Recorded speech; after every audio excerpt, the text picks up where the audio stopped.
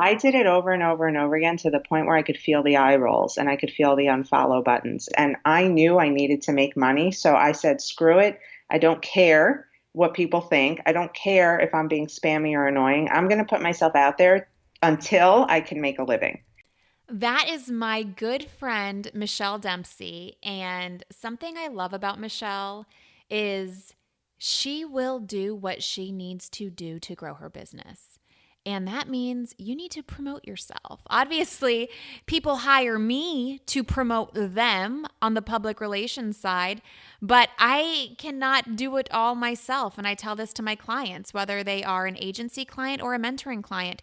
You need to be putting yourself out there because if you don't, nobody is going to know about you. And if nobody knows about you, they can't do business with you. And Michelle is somebody who does this so well. She does it in a way that while it may annoy some, as you just heard her say, she's reached a point to where it doesn't matter because her business is thriving. So if you have ever thought, am I putting myself out there enough? Or maybe am I doing it too much? Then this is a podcast that is perfect for you. Ever wonder how some people seem to get a ton of media coverage and you don't? Welcome to Become a Media Maven, where TV reporter, host, and news contributor Christina Nicholson shares years of media experience to help you get the media attention you and your business deserve. And now, to help you master your media coverage, Christina Nicholson. Michelle, thank you so much for taking the time out of your busy day to talk to me. And I really wanted to have you on the podcast because you are the queen of self-promotion. And I've obviously, when I started my podcast, I was like, okay, I have to have Michelle on. What are we going to talk about? Well, obviously, we're going to talk about how amazing she is at putting herself out there. Well, thank you. I mean, I'd like to be considered the queen of anything. So if it's a self-promotion, I'll take it. Yes. And we met like right after you decided to start your own business. You were just leaving teaching. It was literally like just a couple of months after you left a full-time job, right? It was just a full-time months after I left my full-time job, out of just desperate need to be home with my then 8-month-old who I had put in daycare. She was consistently ill. I knew I wanted to be home with her because it was just killing me. I was a teacher and I was, had this whole thing about having to be with other people's kids while mine was at home or in daycare being cared for by somebody else. And so it was really hard for me. So I started freelancing based off the fact that I had already developed a mommy blog and freelancing. I was writing for HuffPost, Scary Mommy, Mind Body Green, and a bunch of other publications that really put me on the map as a writer, at least in front of my audience and my community of friends. And friends of mine with businesses started asking for help with written tasks such as new website content or adding a blog to their website. So right around the time when I met you, I had just secured my first paying client to write her blog. And I met you when you were speaking at a blogger event. And I remember being so inspired by you and your way of putting yourself out there. So I just, I realized there was a community of women doing that. And it was okay to just move forth and go for the gold. Okay, I love that. But before we talk about how to really put yourself out there, I want you to backtrack because I feel like so many people, they want to write for those big, impressive publications that you just named. So can you talk about how you got that in and how you started writing for those bigger outlets in addition to your own? Sure. So I just started submitting my work. I mean, I would stay up late at night Googling how to submit articles to publications. And anytime I would find a submit email address, I would submit. Or if it was, you could upload to their platform, I would upload. And I got rejected millions of times. And that's an exaggeration, but so many times. I'd like to tell the story that Scary Mommy rejected me about 19 times before they published one of my posts. And when they did publish it, it was like their main post of the day when you went to their website, and it got so much engagement and backlash and responses and all sorts of stuff. And so, really just not giving up. There are so many places to get your content seen these days. You just have to do the work and really look into where you want your content to be featured and just keep trying. There are people behind these publications that actually do sit and read these articles because it's in their best interest to do that. They're making money off of us giving them content for free. So it's really to your benefit to at least try and not give up. Okay, but a lot of people, they don't want to spend time writing all of these articles for nothing if nobody picks it up. It's not nothing because if nobody's picking it up, you put it on your own website and you link people back to there, and at least it's giving you website traffic. It's not for nothing.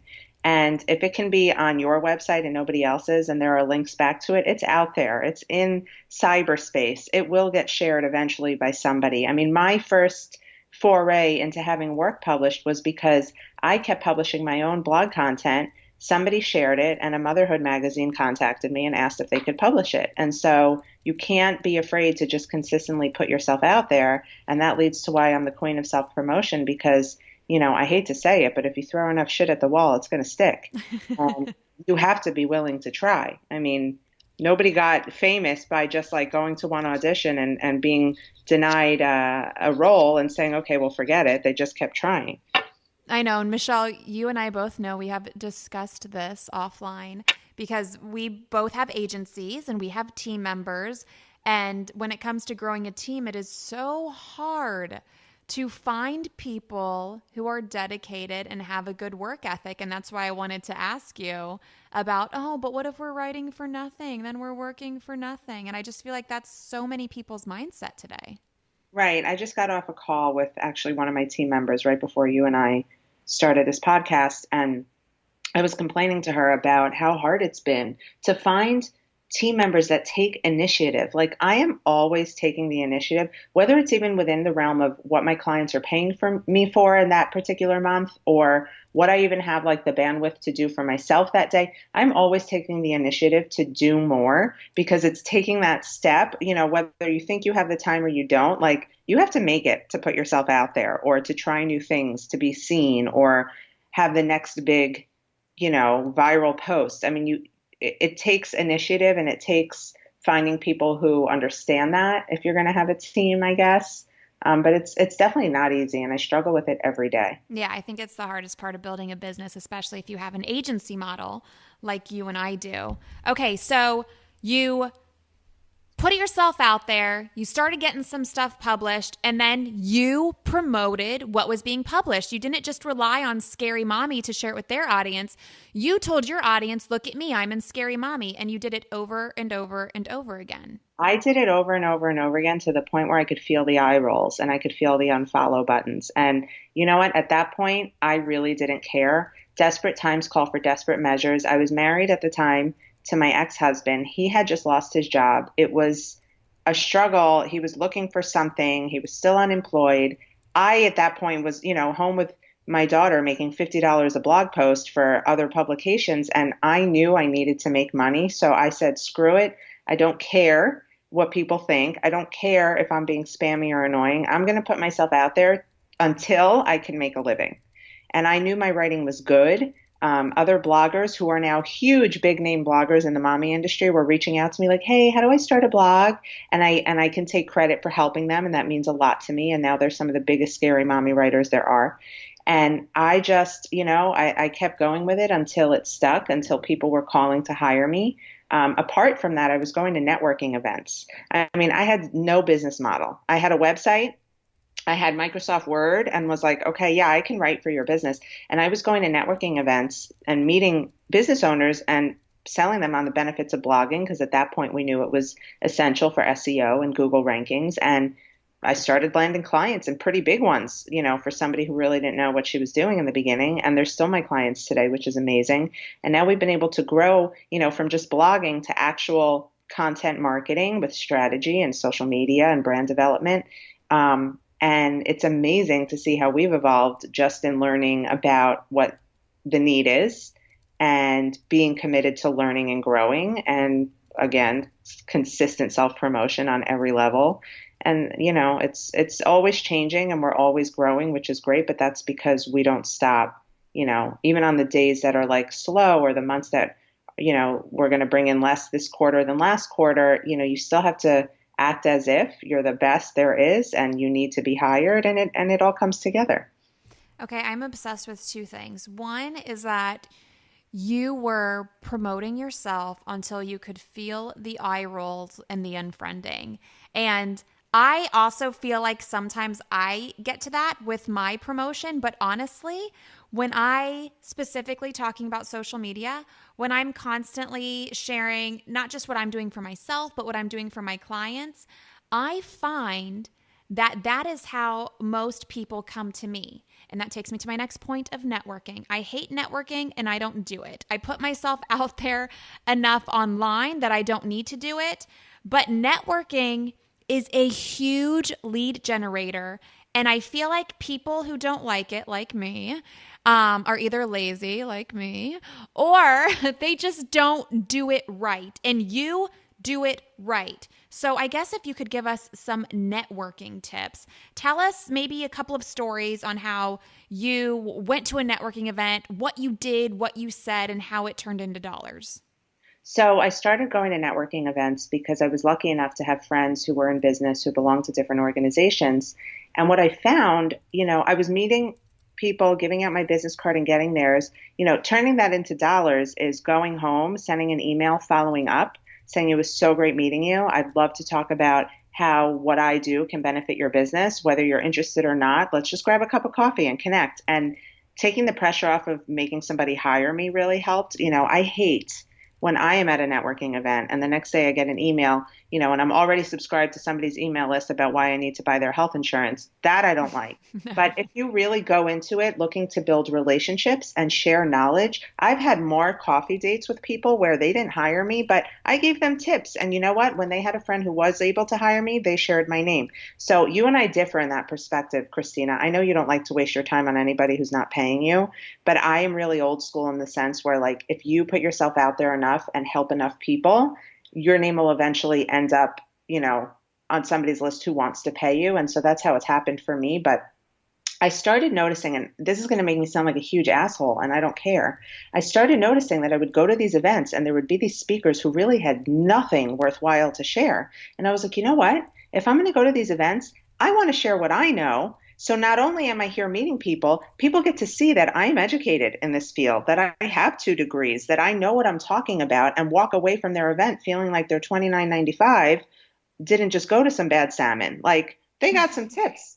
And so I started hitting up the heads of all these groups in my area, these networking groups, and offering to speak. And so that's how I started speaking. Like, hey, I want to share with your group, best ways women can brand themselves, or best marketing tips for dermatologists, or whatever the case may be. And so I started speaking to all these groups. And then at least I felt I wasn't just going there to get some, bad advice from somebody who doesn't really know how to speak publicly. I was going there to tell the world, hey, I'm a subject matter expert. That's why I'm speaking, to make further connections with the people in this group, to have this group then follow up with me and ask me questions about my speech, and to be able to promote on social media that, hey, I'm a speaker now. It's another reason for you to hire me because I know what I'm doing. People want to hear from me. And so I just, took this real aggressive route to making myself seen and heard. And that's, I think, what people are so impressed with. At least what, I was talking to a girlfriend last night about at dinner. She's like, all of us go network and all of us are trying to put ourselves out there, but you do it in a way that's like constant and not in an obnoxious way, in like this confident way. You just are always, anywhere anybody goes, they're hearing Michelle Dempsey, Michelle Dempsey. You have to call Michelle Dempsey. And that's because you're so present. And I'm like, well, thank you. It's just second nature for me at this point. And I feel I owe it to myself. I'm selling people on hiring my company to market them and make them present and seen. I got to do it for myself too. Exactly. I'm a big believer in practicing what you preach. And I like how you mentioned that networking led to speaking. And I am 100% with you. Like, I think that's why I don't go to a lot of networking events too, is because I'll look at who's speaking and it's like, oh, this person is speaking about Instagram. And then I look them up on Instagram and it's like, they have no following. They have no engagement. Why are they speaking about Instagram? Like, that's going to be a waste of my time. So I don't even entertain that. And that happens a lot. Well, something you could do, because I've done it too, like, and not to dim somebody else's shine. That person may have really valuable knowledge, but, like anybody else, not enough time in their day for their own business development. Another thing to do would be, hey, group owner. I saw you're having so-and-so speak about Instagram. I saw she's really good at this. I would love to also come and speak about Instagram because I'm really great at, you know, there's more than enough space for all of us. Like we're all good at doing the same things in different ways, I feel like. And so it never hurts to ask. No one's just going to come knocking on your door asking you to present. You really have to be able to put yourself out there. And it's also a testament to people do business with people, and you can have 5 people who do the exact same thing, but they do it all a little differently. And at the end of the day, you're going to do business with that person who resonates with you more. And Michelle, something that you are very good at is getting a lot of people in your sales funnel just because you are everywhere all the time. And that's why, I'm big on earning media because you are being seen everywhere all the time by different people in different places. So you're always top of mind. And that's probably what your friend was talking about at dinner. It's you are everywhere and people are always talking about you because you put yourself in these situations so you're top of mind. That even though you're networking and having coffee and they may not need you at that moment, when they do need you, they know exactly who to go to because they've been there, done that with you. And they have people who have been there, done that with you. Right. And trust me, I know there's plenty of people who are like, oh my God, that Michelle Dempsey, like she's everywhere. It's enough. But, I've evolved past the point of caring simply because I'm doing my thing. I'm growing. I'm supporting my daughter on my own. And there's going to be plenty of people who hate it or don't like what I have to say. But, you get to a certain point where A, you don't care, and B, you realize how people feel about you is just a reflection of them. And, there's so much of what I hear from women is like, oh, but like, can I really say that? I don't want to bother anyone. And I'm like, who actually cares who you're bothering? Like, this is your path. If that person is bothered, it's because there's something within them that is not your job to fix or deal with. So I hate the whole, I don't want to bother anyone thing. And I get that a lot. So, you can either take my lead and put yourself out there or don't, but know that if you don't, you're not going to grow. And at the end of the day, you can't control how people feel. You can't. And, trying to worry about how people feel will sink you into the ground very fast because it's consuming and it's useless. It's like, worrying what's going to happen tomorrow. You don't know. You can't change it. You also can't change how people feel ever. You rub somebody the wrong way once. It doesn't matter what you do after that to get on their good side. They already don't like you. So move on.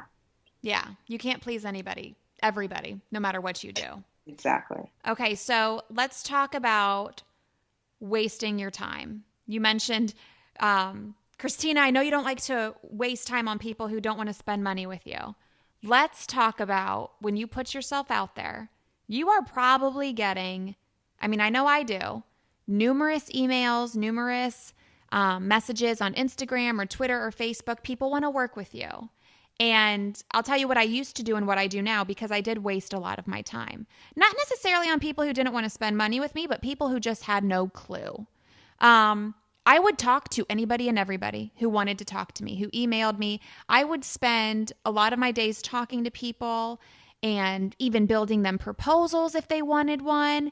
And at the end of the day, I was not doing a good job qualifying these people. These were people who had no idea what my industry was like, which makes sense. That's why you're reaching out to me. But they also were not at a stage in their business where they had money to spend, or they were not committed enough to want to spend money, or they didn't want to do the work they would have to do after hiring me as a mentor. So really, I was wasting my time getting on the phone with anybody and everybody who sent me a message. Now, I'll tell you what I do now so I don't waste my time on the tire kickers, but what do you do? How do you filter leads to ensure you're not talking to people all day, every day? That's a really great question. And I actually only started doing that in the last few months because, I want to be of value to people so that I stay at the top of their list for referrals. But I also have a lot to get through. I'm a single mom and I really only have till 3:00 every day when my daughter gets out of school to make sure things are in order and clients are happy. And then I shut down to spend time with my daughter in the afternoons. And so it came a point where I couldn't meet with everybody. So what I do every time I get an inquiry, whether it's an email, I love the people who just text me outright whom I've never met, or I get a lot of private messages on Facebook. I probably get that the most, like, hey, did you ever think of selling, Monat hair care? Let's get together. And I'm like, that I don't even answer. But when people do inquire, my first questions are, oh, okay, so what kind of business do you have? Where are you with marketing your business? Have you thought about hiring somebody yet? And if right away they're like, well, I don't really have the budget to hire anyone, then I'll say, why don't you join my Facebook group? I started my own Facebook group for solopreneurs, really for the ones who can't afford a marketing team, so that they can learn the tips and tricks. It's called Mind Your Own Business, Marketing for Solopreneurs. I'll direct them there and say, hopefully you can get some great tips from there. But if they are on the fence about hiring somebody, what I do is I send them all of my information, pricing and everything up front. And I say, give me your email. Let me send you the information about how we work, how our prices are structured, and what you can expect from working with us. And if I hear back from them for a meeting, that means that, the budget hasn't scared them away and they could be potential clients, and then I'll go. Lately, I have found, a lot of people want to get together for coffee and they want to pick my brain for coffee, and I'll hit them right there with, well, if you're interested in a consultation regarding your business, I charge $175 an hour. So I'll put it out there that this person could essentially be charged for a meeting if it feels a little fishy. And I let them know that would be applied towards whatever package they choose. And if they are willing to pay for it, that means, there's something there that could turn into money. So that's typically how I screen. It's really just by scaring them up front with the numbers. I like how you say that. I started probably almost a year ago now, because I was getting to the point where I was upset that I was wasting not that I was wasting people's time, but I was, because I'm talking to them about working together when really they have no intention of working with me. It was a waste of my time and a waste of their time. I now have a Google Doc that I have people fill out, and you have to tell me where you're at in your business, what you're ready and willing to do. And if you do not fill this Google Doc out, I will not get on a call with you, because I cannot spend, like you, I cannot spend all day, every day talking to people who are interested, because I have found, just like, building a team, a lot of people, they say they want this and they want that, but they don't want to spend time or money or both to actually get it. Well, I agree with you. I like that idea. I just don't want to sit and have to read through anything. That's all it takes. I'm in a much different place now than I was 2.5 years ago. Like I'm now managing a team, and so I don't physically do the client work anymore, except for put together outlines and strategies for my team to follow. And so I do, Christina, you gave me the best advice a few months ago, work on my business, not in my business. And so that's been my focus every day now because of you. So thank you. But that takes almost more effort, if not more, than actually doing the physical work. Because when you're doing the physical work, you're worried about one thing at a time. When you're working on your business, you're worried about the entire thing all the time. And so it's a lot. It's a lot. Yeah, it's a lot and it's tough. But I said that to you because I knew you were at the point where you shouldn't be in it. You have a team, so you shouldn't be in it. You should be on it.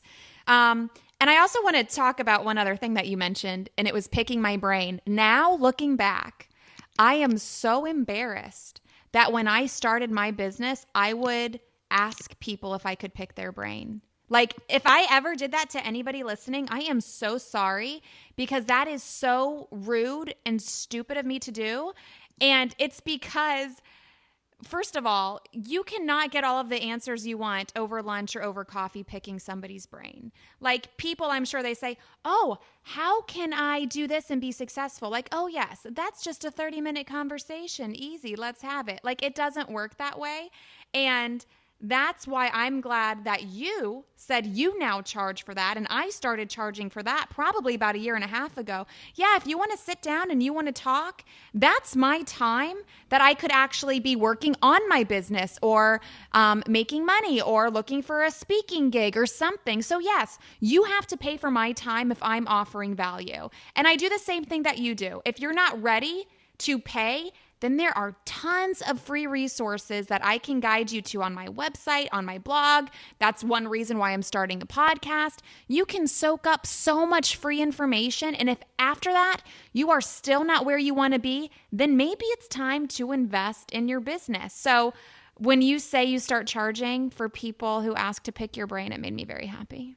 Well, I'm at the point where you grow to a point in your business, like in the beginning, you're still gaining your confidence, right? Like people are paying you and you're like, oh shit, am I really worth this? Like, are people really paying me to do this? And then you start to see the results and you learn the value of what you do. And I teamed up with a digital marketing agency and was able to see firsthand the lead generation that my work was providing. And I knew at that point, like I was way too valuable to be, why buy the cow if you can get the milk for free type of thing.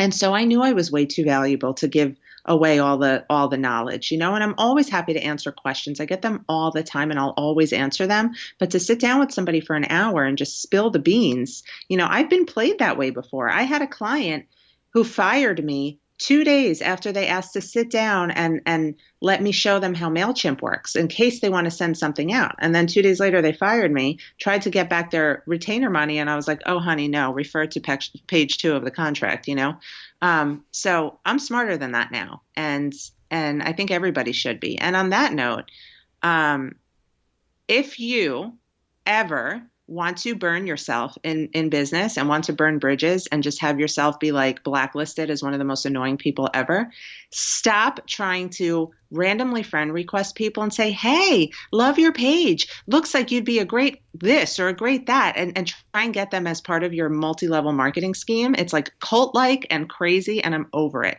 Like I have started blocking people who try to get me to sell their shit. Not going to do it. I'm a very successful marketing person. Like stop randomly hitting people up to buy into whatever you're selling. I would never make a friend on Facebook and be like, hey, by the way, do you need marketing? You should, think about da da da. I would never do that ever. In fact, it takes me weeks and months, and sometimes I never even invite people to like my business page who I'm friends with on Facebook, because what's the point? I only want people liking my page and engaging with my business if they're going to buy into it. Well, that's strategic of you. But I think what you're getting, again, is a lot of people looking for the fast, quick solution to things. And I used to be in an MLM. I used to sell Unique, and I did it for a year. And it really can be a lucrative business if you work it like a full-time job. But let me tell you, when I started selling it, it wasn't because somebody reached out to me and asked me to sell it. I bought the mascara and I was like, oh my gosh, this is amazing. I want to sell this. And it was almost like a decision that I made on my own because I saw the value.